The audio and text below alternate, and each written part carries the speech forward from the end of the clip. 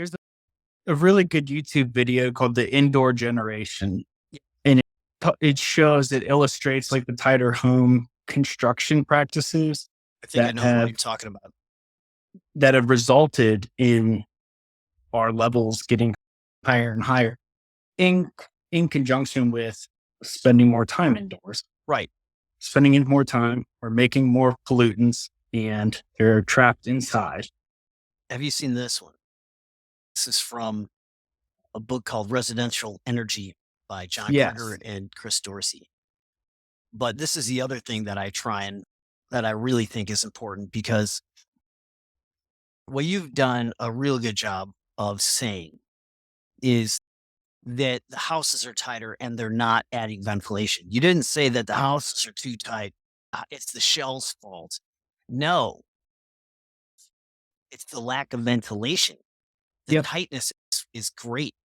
I'm a certified tradesman in passive house. How do you know the house is tight enough? If you slam the front door and the toilet's flush, you good. There's opportunities. But the point is that what I'm showing here is something that I share with the folks that I train, is that just because the house is leaky doesn't mean that it is providing you with ventilation. It only ventilates when it's windy, or bigger the difference in temperature between the inside and the outside. And then when you run your In the system. dryer, you know, how much, Yeah. and I would love to ask you, how many CFMs does a typical dryer move?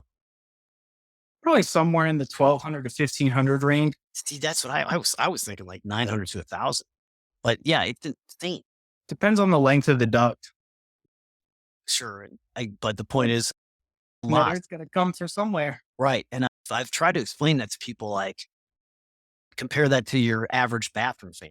Like a bathroom fan that's really jacked up is maybe Yeah, maybe 100. 200. That'd be crazy. Usually we're seeing between 35 effective. Those are ones that have been tested and are installed for a reason.